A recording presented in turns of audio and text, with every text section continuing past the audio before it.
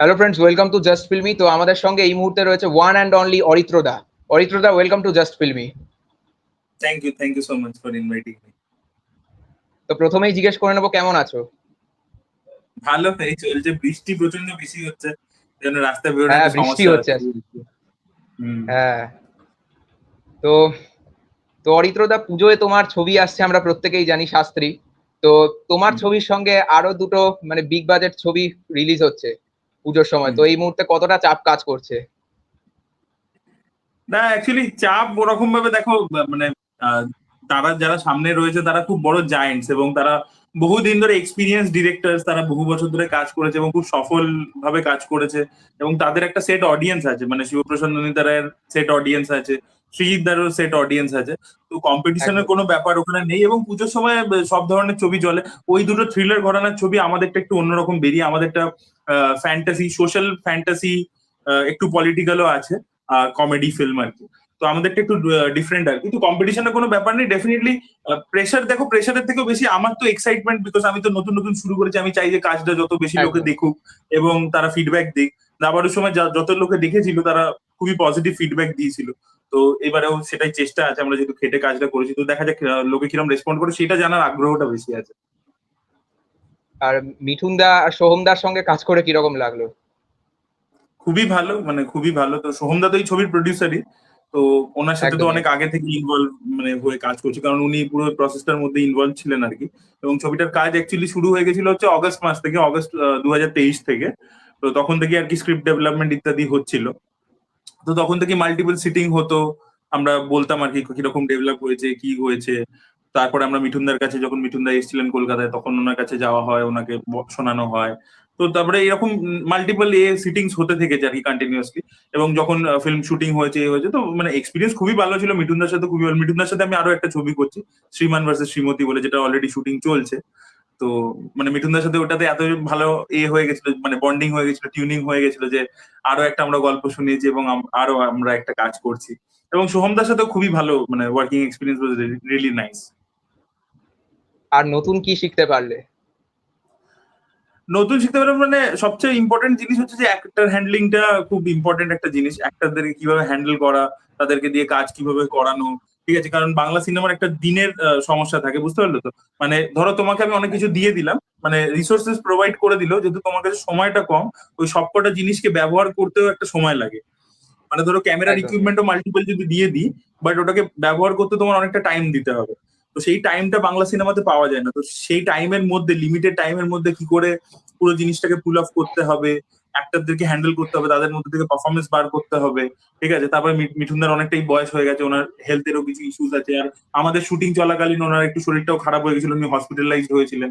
তো সেই অ্যাক্টর হ্যান্ডলিংটা, এবং যেহেতু আমাদের ছবিতে তুমি যদি দেখো হিউজ একটা স্টার কাস্ট রয়েছে, শাশ্বত চট্টোপাধ্যায় থেকে শুরু করে, অনির্বাণ চক্রবর্তী থেকে শুরু করে, তো তাদেরকে স্ক্রিপ্ট শুনিয়ে তাদের রোল গুলোর জন্য কনভিন্স করা, তাদের চরিত্রটা বোঝানো, এবং সেটের মধ্যে গিয়েও ব্রিফ করা, এবং অ্যাক্টার্সদের কোনো লাইন্স নিয়ে কনফিউশন থাকলে তাদের সাথে গিয়ে সেটা নিয়ে আলোচনা করা।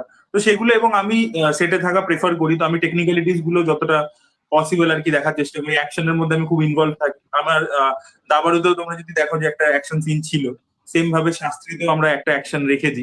তো সেটা কিভাবে হবে সেটা আমি অ্যাকশন ডিরেক্টরদের সাথে পুরোপুরি ব্রিফ করে, যে কি কি ওতে এলিমেন্টস ইউজ হবে, একটা স্পেসিফিক্যালি কিছু জিনিসপত্র, তো সেইটার মধ্যে ইনভলভ থাকি। তো সেগুলো আর কি খুবই ইন্টারেস্টিং লেগেছে, ভালো লেগেছে, মজা লেগেছে আর কি।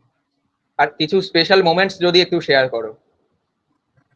স্পেশাল মোমেন্টস বলতে, মানে মিঠুনদার সাথে ওভারঅল এক্সপিরিয়েন্সটাই খুব মেমোরেবল ছিল আর কি।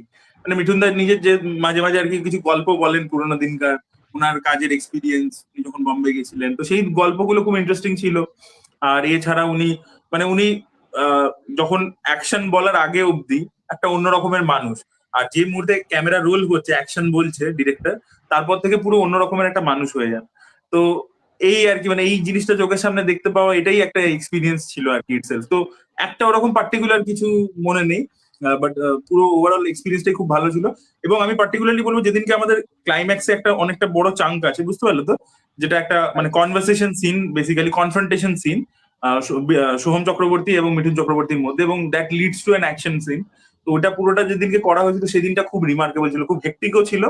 এবং সেদিনকে আর কি খুব শুট করে মজাও এসেছিল, এবং অ্যাকশনটা যেহেতু আমি ইনভলভ ছিলাম নিজে, মানে স্টান্ট কোরিওগ্রাফারদের সাথে, কারণ আমি নিজেও একটা ফিল্ম বানিয়েছিলাম ইউটিউবে একলব্য বলে, যেটা অ্যাকশন বেসড হ্যাঁ, ফিল্ম ছিল, তো আমি একদমই। খুব পছন্দ হুম। করি। তো সেইটা আর কি হ্যাঁ। আমি খুব মানে নিজে ইনভলভ হয়ে কি কোথা থেকে কিরকম হবে, কোথায় গ্লাস ব্রেক হবে, কি হবে সেগুলো বলে দিয়েছিলাম। তো ওটা that was a very nice experience. আচ্ছা, একলব্যর কথা যখন উঠলোই, তো একলব্যর পরে আমরা অনেকদিন হলো তোমাকে ডিরেকশন দিতে দেখছি না, তো আমরা আবার ডিরেকশন দিতে তোমাকে কবে দেখবো? না, ব্যাপার হচ্ছে দেখো, মানে গল্প আছে, কিন্তু প্রথম কথা হচ্ছে যে একলব্যতে যেটা প্রবলেম হয়ে গেছিল, মানে যেটা লোকের কমপ্লেন আর কি, আমরা প্রোডাকশন ভ্যালুটা ম্যাচ করতে পারিনি। মানে ধরো ওই গল্পটা আরেকটু মানে আরেকটু বড় রানিং লেন্থ ডিমান্ড করে আর কি। তো তার জন্য আরো বেশি দিন শুট করতে হবে, তো সেই বাজেটটা আমাদের কাছে ছিল না। তো আমাদেরকে ওটা কম্প্রেস করে একটা 1 ঘন্টা 1 ঘন্টা 5 মিনিটের গল্প বলতে হচ্ছে, তাই জন্য অনেক প্লট পয়েন্ট হয়তো সেইভাবে ডেভেলপ হয়নি। আর অ্যাকশনটা আমরা খুব যত্ন সহকারে করেছিলাম, সেটা প্রশংসা হয়েছিল। বাট বাকি ছবির যে হ্যাঁ। প্রোডাকশন ভ্যালুটা, সেটা আমরা ম্যাচ করতে পারছিলাম না। তো বাকি যে গল্পগুলো রয়েছে আমার, সেগুলোতে আর কি প্রোডাকশন ভ্যালুটা ম্যাচ করতে গেলে বাজেট একটা লাগবে। তো সেই বাজেটটা যতক্ষণ পাচ্ছি না, বানালে কি হবে বলতো, লোকে মানে পিছনে এফোর্টটা দেখবে না, আউটপুটটা খালি দেখবে, এবং সেখানে আর কি তারা মানে ভুল ত্রুটি ধরবে। এবং যেহেতু আমি এখানে স্ক্রিপ্টিং এর কাজে খুবই ইনভলভ হয়ে গেছিলাম আর কি লাস্ট 2 বছর ধরে, তো তাই জন্য আর কি আমি 2023টা একেবারে সময়ই পাইনি আর কি। প্রথমে দাবাড়ু হলো, তারপরে শাস্তি হলো, তারপরে শ্রীমান ভার্সেস শ্রীমতী, আরো কয়েকটা কথাবার্তা চলছে। তো সেইগুলোতে যেহেতু রাইটিং এ বিজি হয়ে গেছি, স্ক্রিপ্ট রাইটিং এ, তো তাই জন্য আর মানে ডিরেকশনের এ হয়নি। বাট ডেফিনেটলি করার তো ইচ্ছা আছে, চেষ্টাও চলছে, কথাবার্তা চলছে, বাট ইট টেক্স টাইম। দেখা যাক এবার। আর অ্যাজ এ ইন্ডিপেন্ডেন্ট মেকার কি কি চ্যালেঞ্জেস ফেস করতে হয়? দেখো, সবচেয়ে প্রথম ওই কথা হচ্ছে যে বাজেটের একটা চ্যালেঞ্জ আছে। মানে বাজেট কিন্তু মানে এরকম নয় যে মানে যে গ্রাফিক্স মানে বিশাল ভিএফএক্স হবে, এই হবে, সেটা কিন্তু নয়। মানে আমি বলছি যে ডে টু ডে যে শুটিং, এই নাম্বার অফ দিনটা যখনই বাড়তে শুরু করবে না, তো প্রতিটা দিনে ধরো যারা যারা ইনভলভ আছে, ধরো আর্টিস্ট আছে, মানে যারা অ্যাক্টার্স আছে, তারপরে যারা ক্যামেরার পিছনে লোকজন আছে, তাদের যে আসা যাওয়ার খরচাটা সেটা তোমাকে দিতে হবে, তাদের খাওয়ার খরচা আছে, পার ডে একটা তাদের ফিজ আছে। তো সেগুলো যখনই তোমার অ্যাডিশন হতে থাকবে, যত সময় যখনই তোমার বাড়বে, মানে দিন বাড়বে, নাম্বার অফ ডেজ বাড়বে, তখনই ওই বাজেটটা ইটসেলফ বাড়তে শুরু করবে। সে তুমি যদি ড্রামা সিনও শুট করো, কনভারসেশন সিনও শুট করো, সেখানেও কিন্তু বাজেটটা বাড়তেই থাকে। তো সেইটা আর কি চ্যালেঞ্জ, কারণ আমাদের কি হয়ে যায় যে আমাদের এইটুকু টাকার মধ্যে পুরোটা কমপ্লিট করতে হবে। এবার সেই অনুযায়ী আমরা দিন ঠিক করি। এবার যখনই দিন ঠিক হচ্ছে, এবার তার মানে কি একদিনে তোমার ধরে নাও 15টা সিন হচ্ছে শুটিং করা। এবার 15টা সিন মানে কি, যখন যেটা সকালে তুমি শুট করা শুরু করলে, সেটা তুমি সময় দিয়ে দিয়ে করছো। যত রাত্রির হচ্ছে, যেহেতু টাইমটা কমে আসছে, তখন একটু তাড়াতাড়ি তাড়াতাড়ি করছো, এবং তখন অভিনয়টার ওপর সেটার ইম্প্যাক্ট করছে। তখন সেটা লাইটিং এর ওপর, ক্যামেরার ওপর ইম্প্যাক্ট করছে, মানে ভালো করে সাজানো হচ্ছে না, লাইটিং ক্যামেরা মাল্টিপল শটস নেওয়া হচ্ছে না। তো সেইখানে আর কি কম্প্রোমাইজটা হতে শুরু করে। তো ওটাই মেন চ্যালেঞ্জ আর কি, বাজেটটাই আর কি একটা মেন চ্যালেঞ্জ। আর যেটা হয় যে বাজেট থাকলে আর কি, তুমি যেরকম আমার কাছে নকশাল বলে আমি একটা শর্ট ফিল্ম করেছিলাম, ওটা সৌরভ দাসকে আমি নিতে হ্যাঁ, হ্যাঁ। পেরেছিলাম। তো কনফিউজ সৌরভ পিকচার। দাসকে নিয়ে করেছিলাম আমি।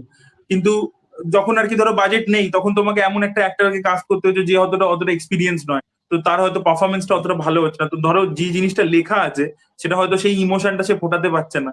তো সেটাও একটা প্রবলেম হয়ে যায়। তো এইগুলো নানান রকমের চ্যালেঞ্জেস আসে আর কি। আর অনেক ভিডিওতেই আমরা তোমাকে সাউথের ফেমাস ডিরেক্টর শঙ্কর স্যারের কথা বলতে শুনি। অনেক ভিডিওতেই তুমি বলেছো, তো শঙ্কর স্যার কিভাবে তোমাকে ইনফ্লুয়েন্স করে অ্যাজ এ ক্রিয়েটর? না, মানে সরকার স্যারের তো মানে আমরা সিনেমা দেখে ছোট থেকে বড় হয়েছি, আমরা 90s কিডস, এবং আমাদের খুব হ্যাঁ। পছন্দের ডিরেক্টর। মানে রাজামৌলি আজকে খুব নাম করে গেছেন, বাট আমাদের ছোটবেলায় শঙ্করই ছিল, যে খুব স্পেকটাকেল বেসড কাজ করতো এবং খুব ইনোভেটিভ আইডিয়াস হতো, এবং ছবিগুলো খুব এন্টারটেনিং। মানে তুমি যদি দেখো অপরিচিত বলো, এবং এই ছবিগুলো না এক একটা হ্যাঁ। হ্যাঁ। ছবি 100 বার করে দেখা যায়। মানে আমি অপরিচিত যে কতবার দেখেছি আমার হিসাব নেই। এবং এখনো টিভিতে আমি যখনই দেখতে পাই, আমি দেখতে শুরু করি, এবং যে কোনো সিন থেকে তুমি চালাবে, দেখতে শুরু করবে, যে কোনো সিনে বন্ধ করে দাও, মানে তোমার হেভি এন্টারটেনিং লাগবে। বা শিবাজি দা বস, বা নায়ক, এই ছবিগুলো। তো আমার খুব মানে ভালো লাগে যে এতটা এঙ্গেজিং স্ক্রিন প্লে কি করে লোকে লেখে। তো সেইটা ডেফিনেটলি একটা, সবসময় আমিও নিজেকে আর কি চেষ্টা করি যে ওরকমই একটা এঙ্গেজিং স্ক্রিন প্লে যেন হয়। মানে তার মধ্যে তুমি যদি দেখো শিবাজি দা বসে, ভালো কমেডি আছে, ভালো অ্যাকশন আছে, ড্রামা আছে, সবকিছু আছে। বা নায়কে তুমি যদি হ্যাঁ। দেখো, ইভেন আমি তোমাকে বলছি, আমাদের এই যে সিনেমাটা আছে না শাস্ত্রী, এই যে শাস্ত্রীতে বললাম যে একটা শাস্ত্রী, শাস্ত্রী। কনফ্রন্টেশন সিন আছে মিঠুন চক্রবর্তী হুম। এবং সোহম চক্রবর্তীর মধ্যে। তো সেখানে আমি চেষ্টা করেছি, নায়কের যে সিনটা, ইন্টারভিউ সিনটা, ওটা মানে তুমি যদি আচ্ছা। দেখো প্রায় হ্যাঁ, হ্যাঁ। 15-20 মিনিট ধরে চলে টানা, এবং একটা স্টুডিওর মধ্যেই কিন্তু চলছে সিনটা, পুরোটাই ডায়লগ বেস। সেখানে কিন্তু স্পেকটাকেল কিছু হচ্ছে না, মারামারি টানামারি কিছুই হচ্ছে না, কিন্তু এতটা হুম। ভালো ডায়লগস লিখেছে আর এত সুন্দর করে ব্যাপারটাকে সাজিয়েছে, বক্তব্যটা এত ভালো স্ট্রং, যে এঙ্গেজিং লাগছে। তো সেটাই চেষ্টা থাকে। শঙ্কর স্যারের মতো স্পেকটাকেল তো আমরা পারবো না ডেফিনেটলি, সেই বাজেটও নেই, কিন্তু যে এক একটা সিনকে কিভাবে ইন্টারেস্টিং বানাতে হবে এবং স্ক্রিন প্লেটা যেন পুরো 3 ঘন্টা যতটাই বড় হয় সেটা যেন প্রতিটা সেকেন্ডে যেন এন্টারটেইন করতে পারে, তো সেইটাই আর কি চেষ্টা থাকে আর কি। ডেফিনেটলি শঙ্কর স্যারের আমরা মানে 1%ও নই, মানে 1% 0.001%ও নই আর কি, এক আর অ্যাসপিরেশন থাকে। তুমি একদমই। আরেকজনের কথাও তুমি বলো তোমার অনেক ভিডিওতে, সে আর কেউ নয়, one and only Shahrukh Khan. তুমিও শাহরুখ খান ফ্যান আর আমিও শাহরুখ খান ফ্যান, তো শাহরুখ খানের কথা তো উঠবেই। একদমই। হ্যাঁ। তো যখন শাহরুখ খান মানে জিরোর পরে, আমরা জানি জিরোর পরে 4 বছর শাহরুখ খান মানে একদম অফ ছিলেন, তো ওই টাইমটায় তোমার কেমন মনে হতো অ্যাজ এ এসআরকে ফ্যান? না দেখো মানে কি হতো কি, আমরা কামব্যাকের ওয়েট করতাম এবং বন্ধু বান্ধবের সাথে যখন মানে এটা তো স্বাভাবিক, এটা আমার মনে হয় প্রতিটা এসআরকে ফ্যান কি হয়েছে যে কি রে শেষ হয়ে গেল, কি সব ছবি বানাচ্ছে, তো এরকম আর কি, যেরকম বন্ধুদের মধ্যে হয়, তো তখন বলতাম যে না না কামব্যাক করবে ইত্যাদি। তো এরকমই কনভারসেশন হতো, বাট আমার মানে বিলিফ ছিল যে কামব্যাক করবে। বাট আমি যেটা চাই, মানে আমি যেটা আরেকটা জিনিস বলতে চাই যে মানে এই যে ছবিগুলো হয়েছে যেটা 2023 এসে, ধরো পাঠান, জওয়ান, জওয়ান হ্যাঁ, খুবই হ্যাঁ, ভালো ছবি ছিল, বা ডাঙ্কি একটু মানে যতটা এক্সপেকটেশন ছিল ততটা ভালো হয়নি। বাট আমার মনে হয় যে এই এত বড় ছবির থেকেও শাহরুখ খানের একটু ড্রামা বেস ছবি, বা একটু মানে মানে একটু নিজের এজটাকে প্লে করলো, একটু সিরিয়াস ছবি, এরকম ছবিও করা বিক্রম উচিত। মানে রাঠোর। বক্স অফিসের দিকে ফোকাস করে পুরোটাই অভিনেতা শাহরুখ খানকে আমরা হারিয়ে ফেললাম। মানে একটা ডিয়ার জিন্দেগি আমাদের মনে থাকে, জাহাঙ্গীর খান ওই যে ক্যারেক্টারটা একদম প্লে একদম। করেছিল সেটা মনে থাকে, হ্যাঁ, বা স্বদেশী হ্যাঁ, মোহন একদমই। ভার্গব আমাদের মনে থাকে। তো সেইটা যেন হুম। একেবারে ছেড়ে না দেয়, সেই অভিনেতা সত্তাটাও যেন মানে টাইম টু টাইম যেন ওটাও করতে থাকে, মানে খালি অ্যাকশন। এবার তুমি যদি দেখো পরবর্তী ছবিটাও অ্যাকশন করে যাচ্ছে, মানে দ্য কিং, তো আশা করবো যে যেন সেটাই খালি হয়ে না যায়। আর ওই 4 বছর তো আমরা ওয়েটই করছিলাম যে শাহরুখ খান কামব্যাক করবে। না, তবে এখন অ্যাকশন দিয়েও কিন্তু প্রপারলি হচ্ছে না। তুমি ভিডিও বানিয়েছো টাইগার শ্রফকে নিয়ে। হম। হ্যাঁ, খালি অ্যাকশন হলে আর তো কিছু হবে না, না মানে খালি যদি অ্যাকশন একদমই, অ্যাকশন অ্যাকশন দেখিয়ে যাও, মানে তোমার গল্প থাকতে হবে, ইমোশনস থাকতে হবে, সেগুলো ইম্পর্টেন্ট আছে। একদমই, একদমই, একদমই। আর এমনি ধরো তোমার রিভিউ লাইনে আসার আগে ধরো মানে অ্যাজ এ ফ্যান মানে কখনো এরকম হয়েছে যে শাহরুখ খান বা সলমান খান যে ফ্যান ওয়ারটা হয়, আমরা অনেকেই দেখেছি যে কেউ শাহরুখ খানের পরে কেউ সালমান খানের পরে, তো এরকম ফ্যান ওয়ারে তুমি কখনো নিজে জড়িয়েছো? না, আমরা কখনো জড়াইনি, বুঝলো তো। মানে আমরা যখন স্কুলে ছিলাম বা কলেজে ছিলাম, তার কারণ হচ্ছে আমি সব ধরনের সিনেমা দেখতে পছন্দ করি, বুঝতে পারলে তো। মানে আমি খুব আর্টি সিনেমা, মানে ধরো জাপানিজ ওয়াইফ, খুব আর্টি ফিল্ম, ঠিক আছে, মানে বা ধরো ঋতুপর্ণ ঘোষের ছবি, বা ধরো আরো আর্টিস্টিক ছবি, আমি সেগুলো দেখতেও প্রচন্ড ভালোবাসি। আমি প্রচন্ড হার্ডকোর কমার্শিয়াল ছবি, যেরকম শঙ্কর স্যার, রাজামৌলি, তারপরে প্রশান্ত নীল থেকে শুরু করে, যত অ্যাটলি থেকে শুরু করে, বা যত কমার্শিয়াল ফিল্মস আছে, বা হলিউডেরও যে কমার্শিয়াল ফিল্মস হয়, বা হংকং এর যে হয়, তো আমি সব ধরনের ছবি দেখতে ভালোবাসি, বুঝতে পারলে তো। আর কি হয়, একদম আমি একদম। সব হিরোকেই পছন্দ করি, মানে যে হিরো যে ভালো ছবিটা করবে আমি তার ফ্যান, ঠিক আছে, সেই ছবিটার আমি ফ্যান, বুঝতে পারলে তো। একদম শাহরুখ খানকে আমার বেশি পছন্দ হচ্ছে because of his personal journey, যে কিছু ছিল না একদমই সেখান থেকে একদম। একটা এরকম জায়গায় পৌঁছানো, তো সেটা বহু লোককে ইন্সপায়ার করে। তো সেই জার্নিটা হুম। থেকে আমি প্রচন্ড প্রভাবিত। কিন্তু তা বলে যে একদম আমি সালমান খানকে পছন্দ করছি না সেটা না। আমি সালমান খানের সুলতান আমার দারুণ লাগে, অসাধারণ সিনেমা, মানে আমি সুলতান বহুবার দেখেছি, মানে এখনো আমি হয় কি একদম। অ্যামাজন প্রাইমে চালিয়ে চালিয়ে চালিয়ে চালিয়ে দেখি। তো সুলতান একটা খুব ভালো সিনেমা। ইভেন তুমি যদি দেখো কি খুব ভালো ছবি, ঠিক আছে। ইভেন ওয়ান্টেড, ওয়ান্টেড খুব ভালো ছবি। ওয়ান্টেড আমার অরিজিনাল গুলোর থেকে বেটার মনে হয়, রিমেক ছবিটা, মানে হিন্দি ভার্সনটা অনেক বেটার মনে হয়। তো এরকম সালমান খান কেরিয়ারে অনেক ভালো ছবি করেছে, তেরে নাম খুব ভালো ছবি ছিল, তার আগে 90s-এও ভালো ছবি করেছে। তো আমার এরকম কোনোদিনও ফ্যান, মানে যে ভালো ছবি বানাবে, সেটা অক্ষয় হোক, সেটা অজয় দেবগান হোক, সেটা সালমান হোক, সেটা শাহরুখ হোক, সেটা আমির হোক, সেটা ঋত্বিক হোক, যে যে যে ভালো ছবি বানাবে আমি সব ধরনের ছবি দেখবো, এনজয় করবো। আমি এবার যদি একদম। খারাপ ছবি বানায় তখন সেটা নিয়েও বলবো। তা আমি ওই জন্য কোনো পার্টিকুলার ফ্যান ওয়ারে জড়াইনি। অরিত্রদা, এবার যদি আমরা আমাদের বাংলা ইন্ডাস্ট্রির কথায় ফিরে আসি, তো একটা সময় ছিল যখন বাংলা ইন্ডাস্ট্রি কিন্তু সাউথের আর কয়েকটা ইন্ডাস্ট্রির মানে তাদের কাছাকাছি না যেতে পারলেও তাদের মোটামুটি একটা গায়ে গায়ে গিয়ে কালেকশন করতো। কিন্তু তারপর ধীরে ধীরে আমরা একটা ডাউনফল দেখতে পাচ্ছি, বা এখনো হয়ে চলেছে সেটা। এটা কেন হচ্ছে তোমার কি মনে হয়, কেন বাংলা ইন্ডাস্ট্রি পিছিয়ে পড়ছে বাকিদের থেকে? তো বাংলা সিনেমার মানে পিছিয়ে পড়া নিয়ে কথা বলতে গেলে প্রচুর, মানে অনেক আগে থেকে বলতাম, অনেক মানে যুগ ধরে মানে এই ব্যাপারটা চলছে, মানে এই জিনিসটা কিন্তু একদিনে হয়নি। মানে এটা মানে তুমি যদি দেখো 90-এর দশকেও অবস্থা খুব একটা ভালো ছিল না বাংলা সিনেমার, 80-র দশকেও ভালো ছিল না বাংলা সিনেমা। তো মানে এটা অনেক রকমের মানে সোশ্যাল ইকোনমিক, মানে তুমি একটা জিনিস ভাবো যে একটা তুমি রাজ্যের তুমি আশা করছো যে সিনেমা খুব ফ্লারিশ করবে, কিন্তু রাজ্যের বাকি জিনিস ফ্লারিশ করছে না। তুমি কি করে আশা করছো? মানে আজকে ধরো তামিল সিনেমা আমরা দেখছি যে বিজয়ের ওই যে ছবিটা বেরোলো গোট, সেই ছবিটা তামিলনাড়ুতে হিউজ একটা কালেকশন করছে। কিন্তু তুমি তামিলনাড়ুতে দেখো তো ওখানে অটোমোবাইল ইন্ডাস্ট্রি কিরকম গ্রোথ করেছে। অটোমোবাইল ইন্ডাস্ট্রির গ্রোথটা একবার দেখো তো, প্রতিটা ছেলে মেয়ের হাতে চাকরি আছে। তুমি ওখানে আইটি ইন্ডাস্ট্রির গ্রোথ দেখো, তুমি ওখানে অন্য ইন্ডাস্ট্রির গ্রোথ দেখো।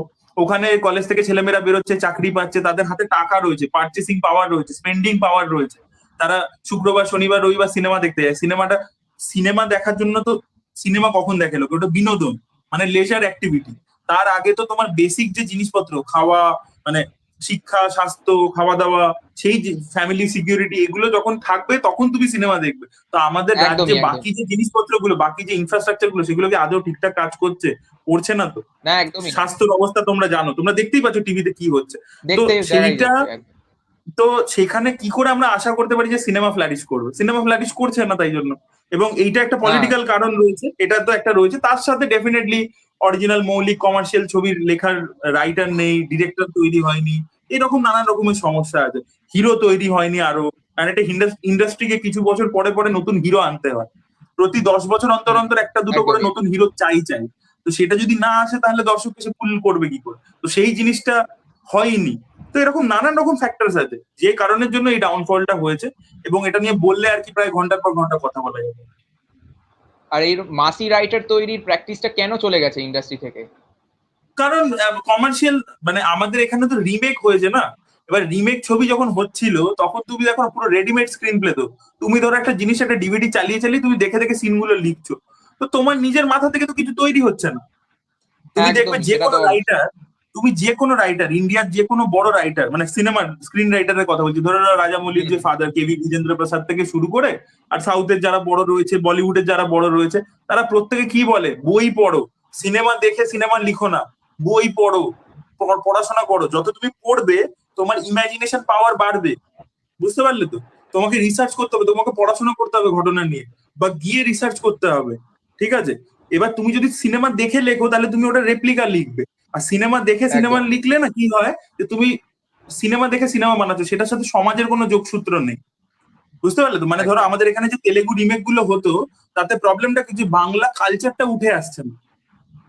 বাঙালি কালচার যেটা, সেই ব্যাপারটা উঠে আসছে না। একটা রামোজি ফিল্ম সিটিতে গিয়ে শুট করছে, সেটা দেখে একটা বাংলা ছবি মনে হচ্ছে না, মানে খালি বাংলাতে কথা বলছে, কিন্তু বাকিটা বাংলা ছবি মনে হচ্ছে না। এবার কি হচ্ছে, যখনই তুমি দেখে দেখে দেখে দেখে লিখছো, তোমার তৈরি হচ্ছে না কোনো ডেভেলপ, মানে কোনো স্কিল তৈরি হচ্ছে না, তুমি খালি ডায়লগ লিখছো। এবং সেই ডায়লগও তুমি যদি দেখো 90% অফ রিমেকে ওই অরিজিনালটাকে ট্রান্সলেট করে বসিয়ে দিয়েছে। এবার তাহলে তোমার তৈরি হবে কি করে? প্রতিটা জিনিস তো প্র্যাকটিসে আছে। তুমি নিশ্চয়ই অঙ্ক করেছো স্কুলে, অঙ্ক তুমি কখনো আরো বেটার করতে হবে। তোমাকে দেখবে টিচার বলে, কি বলে, বাড়ি থেকে প্র্যাকটিস করবে বাবা, প্র্যাকটিস করো, সকালে 10টা করে করো, বিকেলে 10টা করে করো। প্র্যাকটিস যদি না করো, নিজের স্ক্রিপ্ট লিখবে, ছিঁড়বে, ফেলবে, তবে তো তোমার ইমপ্রুভ করবে। তুমি তো দেখে দেখে লিখছো, কপি করলে কোনোদিনও স্কুলে, এটা তো স্কুলে তো বেসিক জিনিস। তুমি যদি স্কুলে গিয়ে কপি করে করে পরীক্ষায় পাস করো, তুমি কিছু শিখবে? তাহলে এটাই হয়েছে, তাই জন্য হয়েছে, তৈরি হয়নি। ডিরেক্টরও তাই জন্য তৈরি হয়নি। এইখানে আমার একটা প্রশ্ন থাকবে তোমার কাছে, যে ধরো বাংলা ছবি যে সময় রিমেক করতো বাংলা ছবি, সেই সময় অনেক তামিল ইন্ডাস্ট্রিও অনেক রিমেক কিন্তু করেছে, তামিল ইন্ডাস্ট্রিও করেছে, কন্নড়া ইন্ডাস্ট্রিও করেছে কিন্তু রিমেক। তারা যে করেনি একদম নয়, কিন্তু তারা কেন মানে অরিজিনাল রাইটার তুলে আনতে পেরেছে, বা আমরা কেন পারিনি সেইটা? তামিল ইন্ডাস্ট্রি ধরো রিমেক যদি করেছে, আমি ধরে নিলাম যে ধরে নাও রজনীকান্ত এই যে আজকে সুপারস্টার হিসেবে তুমি দেখতে পাচ্ছ না, বা চিরঞ্জীবীকে তুমি সুপারস্টার হিসেবে দেখতে পাচ্ছ, আমি চলে যাচ্ছি 80-র দশক। হ্যাঁ, তো সেই সময় প্রচুর হিন্দি ছবির, অমিতাভ বচ্চনের হিন্দি ছবির রিমেক হতো তামিল আর তেলেগুতে। কারণ তামিল আর তেলেগুদের নিজস্ব যে ভাষাটা, ওদের যে সিনেমাটা, তেলেগু সিনেমা ছিল হচ্ছে মাইথোলজিক্যাল ছবি বানাতো, কৃষ্ণকে নিয়ে, কর্ণকে নিয়ে, অর্জুনকে নিয়ে, এই ধরনের ছবি বানাতো, মাইথোলজিক্যাল ছবি বানাতো। ওদের ওটাই আর কি ভালো পারতো ওরা। তাই জন্য তুমি যদি দেখো, এই যে এনটিআর আছে, এনটিআর এর দাদু এই ধরনের ছবি প্রচুর করেছে। এবার যখন বলিউডে 70s অমিতাভ বচ্চনের ওই যে মাসালা ফিল্ম যাকে আমরা বলি, সালিম জাভেদের ছবি, সেগুলো যখন পপুলার হতে শুরু করলো, শোলে, দিওয়ার, জঞ্জির, ত্রিশূল, ডন, আমার একবার অ্যান্থনি, এই সব ছবি কিন্তু রিমেক হয়েছে। মানে তুমি যদি দেখো, আমার একবার অ্যান্থনি রিমেক হয়েছে, তাতে রজনীকান্ত ছিল, ডন রিমেক হয়েছে, তাতে রজনীকান্ত ছিল। তো এরকম রিমেক প্রচুর তামিল বানিয়েছে। কিন্তু সেই রিমেক গুলো তুমি যদি চালিয়ে দেখো, তুমি দেখবে সেখানে কিন্তু ওরা তামিল কালচার ইনফিউজ করেছে। ঠিক আছে, প্রথম কথা। তার পরবর্তীতে কি হয়েছে, ওরা কন্টিনিউসলি প্র্যাকটিস করেছে। এবার যদি ধরো এরকম হয়েছে যে কোনো একটা মালায়ালাম ছবি খুব ভালো হয়েছে, সেটা তেলেগুতে রিমেক হচ্ছে, ঠিক আছে, এটা ওদের হুম। ওখানেও হয়েছে, এখনো হয়, কিন্তু ওদের দেখবে একদম। সবসময় এটাই প্রচেষ্টা থাকে যে আমরা আমাদের ইন্ডাস্ট্রির মতো জিনিসটাকে দুমড়ে মুচড়ে এসেন্সটাকে চেঞ্জ করে নেবো। একটা মালায়ালাম ছবি যেরকম হবে সেই অডিয়েন্সকে, সেই ইন্ডাস্ট্রিকে মাথায় রেখে হবে, কিন্তু তেলেগুতে ওই সেম জিনিসটা সেম ভাবে বানালে হবে না। তখন ওরা চেঞ্জ করতে শুরু করে, মানে রিমেক করলেও হুম। ফ্রেম বাই ফ্রেম করে না, তার মধ্যে কিছু চেঞ্জেস করে। আর ব্যাপারটা হচ্ছে কি, একটা মানে রিমেক সেই অবধি চলতো যখন অবধি তুমি অরিজিনালটা দেখোনি। আজকে তুমি যদি দেখো, রবি তেজের একটা ছবি বেরিয়েছে 1 মাস হয়েছে, মিস্টার বচ্চন বলে, যেটা হচ্ছে অজয় দেবগনের রেড ছবির রিমেক। এবার হ্যাঁ, এই হ্যাঁ। ছবিটা ফ্লপ হয়েছে, ডিজাস্টার হয়েছে। তার কারণ হচ্ছে রেড ছবিটা কিন্তু লোকে দেখে নিয়েছে। তো এখন হুম, কিন্তু হুম। তামিল, তেলেগু এরাও যে রিমেক করছে, এদেরও রিমেক ফ্লপ হচ্ছে। বলিউড রিমেক করলে ফ্লপ হচ্ছে, কারণ লোকে এখন আর কোভিড এর পরে বা তার আগে থেকে অল্প অল্প করে হচ্ছিল যে লোকে পুরো ইন্ডিয়ার সব ভাষারই ছবি দেখছে। তো সেখানে কিন্তু তারা ওইরকম তুমি রিমেক করলে হবে না, প্রথম কথা। দ্বিতীয় হচ্ছে, যদি রিমেক করতেও হয় তোমাকে প্রচুর চেঞ্জ করতে হবে, নিজের কালচারের মধ্যে জিনিসটাকে ইন্টিগ্রেট করতে হবে। আর একটা ইন্ডাস্ট্রিতে ধরো কমার্শিয়াল ছবি হচ্ছে 100টা, 100টার রিমেক কোনোদিনও কোনো ইন্ডাস্ট্রি বানায়নি। মানে ধরো তামিলে যদি রিমেকও হতো কিছু তেলেগু ছবি, সেটা ধরো 10%, 20%, বাকি 80% মৌলিক গল্পও হচ্ছে। আমাদের এখানে তখন ধরো বছরে যদি 20টা কমার্শিয়াল ছবি আছে, 20টার 20টাই রিমেক হচ্ছে। অঙ্কুশের সব ছবি রিমেক, জিতের সব ছবি রিমেক, দেবের সব ছবি রিমেক। কোনটা অরিজিনাল হয়েছে তুমি আমাকে বলো? একটা অরিজিনাল হতো? হতো না তো।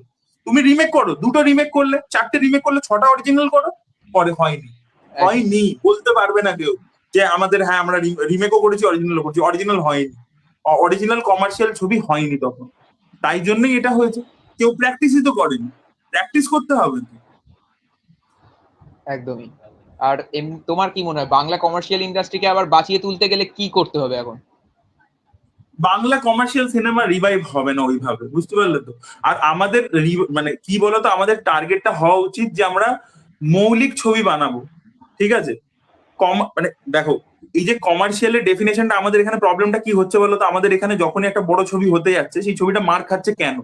কারণ আমরা কি হচ্ছে, আমরা রেফারেন্স দেখে করছি যে বম্বে কিরকম ছবি করেছে, বম্বেতে যেটা চলেছে আমাদের কমার্শিয়ালটা অনেকটা ওই প্যালেটের হবে। বা ধরো আমাদের সাউথে কোনটা চলেছে, তামিলে কোনটা ব্লকবাস্টার হয়েছে, তেলেগুতে কোনটা চলেছে, চলো আমি ওই ধরনের একটা কিছু করবো। তেলেগুর ছবিটা কমার্শিয়াল ছবির মানে ডেফিনেশন নয়, বলিউডের ছবিটা কমার্শিয়াল ছবির ডেফিনেশন নয়। তোমাকে নিজের একটা ল্যাঙ্গুয়েজ তৈরি করতে হবে। তুমি একটা তো ইন্ডিভিজুয়াল, তোমার একটা নিজস্ব একদমই, জীবনযাত্রা একদমই। আছে। তুমি একরকম, আমি একরকম, একদমই, আমরা একদমই। দুজন তো আলাদা। দুজনেই আমরা সিনেমা হুম। ভালোবাসি, দুজনে আমরা সিনেমা নিয়ে, তুমি ফেসবুক একদম। পেজ চালাচ্ছ, আমি ইউটিউব চালাচ্ছি, ঠিক আছে। কিন্তু তোমার একটা নিজস্ব ওয়ে আছে, আমার একটা নিজস্ব ওয়ে আছে। আমাদের নিজস্ব ওয়েটাই হচ্ছে বেস্ট ওয়ে। সেই আমাদের নিজের মৌলিক একদম। জিনিসটা খুঁজে বার করতে হবে। আজকে তুমি যদি দেখো, এই যে একটা ছবি আসছে পুজোর সময় আসছে, বহুরূপী। হ্যাঁ, হ্যাঁ। বহুরূপী হ্যাঁ, কিন্তু হ্যাঁ, একটা হ্যাঁ। কমার্শিয়াল ছবি, কিন্তু তুমি দেখো টিজার দেখো, কেউ একদমই, বলতে একদমই। পারবে ওটা গ্রাম ওটা কি বাংলার ঘরোয়া ছবি? কালচারটাকে তুলে ধরা হয়েছে। কিন্তু এক্স্যাক্টলি, যে বাংলার কালচারটা এক- তুলে ধরছে, ওটা কিন্তু কোনো সাউথের ছবি দেখে বানানো ছবি নয়। ওটা কি একদম পুরো একটা একে তুলে ধরছে, যে আমাদের রুটেড জিনিসপত্র বলছে। আমাদের একদমই, কমার্শিয়াল একদমই। ছবির মধ্যে মার দাঙ্গা সবকিছু থাকুক, প্যালেট ওরকমই হোক, হ্যাঁ, হ্যাঁ। কিন্তু তার মধ্যে আমাদের গল্প হতে হবে, আমাদের কালচার হতে হবে, আমাদের এখানকার রুটেড জিনিসপত্র হতে হবে। আমরা কে ওখানে বিক্রমে কি করলো সেটা দেখে আমাকে একটা অ্যাকশন ওরকম করতে হবে, ডাজেন্ট মেক সেন্স। আর তুমি যেই বিক্রমকে কপি করতে যাবে বা কেজিএফ কে কপি করতে যাবে বা একটা কেজিএফ মানে এইগুলোকে কপি করতে যাবে, কি হবে, ওটা যেহেতু অলরেডি লোকে দেখেছে, তুমি তাদের একটা ইনফিরিয়ার ভার্সন বানাবে, আর সেই ইনফিরিয়ার ভার্সনটা একদমই, লোকে একদমই। তখন দেখবেন। It is the biggest But- problem that we are facing. আমাদের মৌলিক but- ছবি বানাও, এবং সেটা চেষ্টা করো যে সব ধরনের দর্শক যেন দেখতে পারে। সেটা বানালেই তখন কমার্শিয়াল একদম। ছবি হবে। এবং তুমি যখনই রেফারেন্স নিয়ে কাজ করতে যাবে, তখনই চাপ হবে। এবং আরো একটা প্রবলেম হচ্ছে, বাংলা সিনেমার মার্কেট দিন দিন ছোট হচ্ছে। তো এখান থেকে ওই যে ওরকম একটা 15 কোটি ব্যবসা করে ফেলবে, 20 কোটি ব্যবসা করে ফেলবে, এটা হওয়াটা খুব ডিফিকাল্টি আর কি। মানে এটা আমি ফ্যাক্ট বললাম তোমাকে। কিন্তু অন্যান্য হিন্দি বা সাউথের ছবিগুলো এসে এসে এসে তো একটা হ্যাঁ, ভালো কারণ অ্যামাউন্টের বিজনেস করে যাচ্ছে। সেটা তো করছে, তার কারণ হচ্ছে লোকে তো ওই ছবিগুলো দেখতে চাইছে, তার তো ইন্টারেস্ট আছে। এই ছবিগুলো তো দেখতে লোকের ইন্টারেস্ট নেই। বাংলা ছবি দেখার দর্শক কিন্তু নেই অ্যাকচুয়ালি, মানে দর্শক কিন্তু ইন্টারেস্ট হারিয়ে গেছে। মানে খুব, মানে সব মিলিয়ে ধরে নাও হয়তো 4-5 লাখ অডিয়েন্স আছে যারা হলে গিয়ে দেখে। আর হয়তো সব মিলিয়ে ধরে নাও 20-30 লাখ 40 লাখ দর্শক হয়তো দেখে, টোটালে বলছি। তার বেশি লোক কিন্তু বাংলা ছবি দেখে না। কিন্তু আমাদের পপুলেশন কত, 12 কোটি। 12 কোটির মধ্যে যদি আমি ধরে নিলাম 1 কোটিও দেখে, তাহলেও সেটা কত পার্সেন্টেজ হচ্ছে, বুঝতে পারছো? মানে ইটস একদমই নাথিং। একদমই মানে বাংলা ছবিতে লোকের ইন্টারেস্ট নেই। প্রথম কথা, স্কেল দিতে পারছে না, কোনো ইন্টারেস্টিং গল্প দিতে পারছে না, কিছুই তো হচ্ছে না। দেখবে কেন? শয়তান তো স্কেল নেই, শয়তান ছবিটা তো কোনো স্কেল নেই। শয়তান তো একটা বাড়ির মধ্যে না, গল্প, পুরো ছবিটা একটাই বাড়ির মধ্যে গল্প। তো লোকে একটাই কেন বাড়ির দেখেছে? মধ্যে। একটা কলকাতার মধ্যে যখন তুমি শো লেগেছিল, তুমি দেখে, আমি জানি না দেখেছো কিনা, তুমি দেখবে বুক মাই শো পুরো হলিউড সবাই গিয়ে গিয়ে হলে দেখছে, সুপারহিট ছবি। কি করে হলো? এবার আমাদের গল্পের মধ্যে তারানাথ তান্ত্রিকের সেম একটা গল্প আছে, আমি এটা নিয়ে ভিডিও করেছিলাম। তারানাথ তান্ত্রিকের গল্পে একটা সেম টাইপের গল্প আছে, এইরকম শয়তানের মতো, যে একটা মেয়েকে একজন বশীকরণ করতে চাইছে, একটা তান্ত্রিক, তারানাথ তাকে বাঁচাচ্ছে, বেতাল বলে নাম ছিল। তো কেন আমরা সেটা বানাতে পারিনি? কেন তারানাথ তান্ত্রিকের ওই গল্পটার উপর ছবি হয়নি? বা শয়তান এরকম তাহলে আগে আমাদের তুমি এখানেই হয়ে যেত। তারানাথ তান্ত্রিকের কথা বললে, আমি হ্যাঁ বলো। হ্যালো। হ্যালো হ্যাঁ হ্যালো হ্যাঁ বলো বলো। হ্যাঁ হ্যাঁ বলো। হ্যাঁ, নেটওয়ার্ক ইস্যু হচ্ছিল, সরি। হ্যাঁ হ্যাঁ বলো। বলো। হ্যাঁ না, তুমি তারানাথ তান্ত্রিক বলো, কি বলছিলে?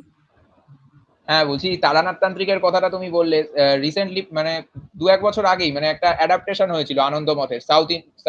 সাউথ থেকেই করা হয়েছিল ওটা। তাই? আমি এটা জানতাম না। না, আনন্দ মঠের উপরে একটা কিছু কাজ হচ্ছিল যেটা ও হ্যাঁ, ওটা শুনছিলাম। আসছে। ও আচ্ছা, ওটা ওটা আসছে, ওটা সিনেমাটা এখনো আসেনি, ওটা হতে চলেছে আর কি, আনন্দ মঠের উপর। হ্যাঁ।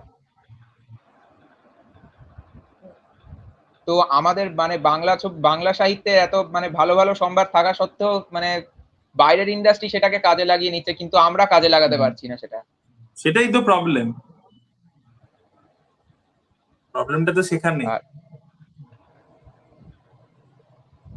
আর আমার নেক্সট প্রশ্ন যেটা, যে এরপর এরপর তোমার প্ল্যানিংটা কি? মানে এরপর কি মানে এবার দেবদা বা জিদ্দার সঙ্গে কাজ করার কি তোমার মানে ইচ্ছা আছে? দেখো, এই যেই মানে ধরো ফিল্মের লাইনে আসছে, ধরো নতুন যারা আসছে, আমি তো পুরোপুরি নতুন, আমার 3টেই সিনেমা হয়েছে। এইটা সবসময় মাথায় নিয়ে আসা উচিত যে আমি কি গল্পের ওপর ছবি করছি। মানে যদি কেউ ক্যামেরার পিছনে কাজ করতে আসছে, যে ধরো কেউ ডিরেকশন দিতে আসছে, বা এটা হওয়া উচিত যে আমি কত ভালো গল্প বলছি, বা কোন ইন্টারেস্টিং বিষয়বস্তুর ওপর ছবিটা বানাতে পারছি, রাদার দেন আমি কার সাথে কাজ করছি, এই অমুক হিরোর সাথে কাজ করব, অমুক অ্যাক্টরের সাথে কাজ করব। এইটা অ্যাসপিরেশন হওয়াটা আমার মনে হয় ঠিক প্রসেস নয়, বুঝতে পারলে তো? মানে আমি কোনোদিনও ভাবিনি একদমই স্বপ্নে যে একদমই আমি মিঠুন চক্রবর্তীর সাথে কাজ করব, কিন্তু দুটো ছবি হয়ে গেছে। তো আমি ওরকম ভাবে ভাবি না যে আমি অমুক হিরোর সাথে কাজ করব, অমুক হিরোর সাথে কাজ করবো, আমার এটা অ্যাসপিরেশন নয়। আমার হচ্ছে যে আমি কি ভালো গল্প বলবো, সেটা কতটা বেটার ওয়েতে বলতে পারি, সেটা যদি আমি করতে পারি, আমার মনে হয় সেটাই এনাফ। তো আমার ওরকম অ্যাসপিরেশন একদম সত্যি নেই। মানে আমি খুবই পছন্দ করি দেবদাস জিদ্দার, দুজনকে পছন্দ করি, বাট আমার ওরকম কোনো অ্যাসপিরেশন নেই যে আমি এই পার্টিকুলার হিরোর সাথে কাজ করতে চাই, অমুক পার্টিকুলার হিরোর সাথে কাজ করতে চাই। দাদা, কি মনে হচ্ছে মানে খাদান কতটা বাংলা কমার্শিয়াল ছবিকে মানে পাল্টে দিতে পারবে? সেটা তো দেখো, ছবিটা দেখতে হবে তার জন্য। ছবি না দেখে তো এটা কি কমেন্ট করা মানে মুশকিল আর কি।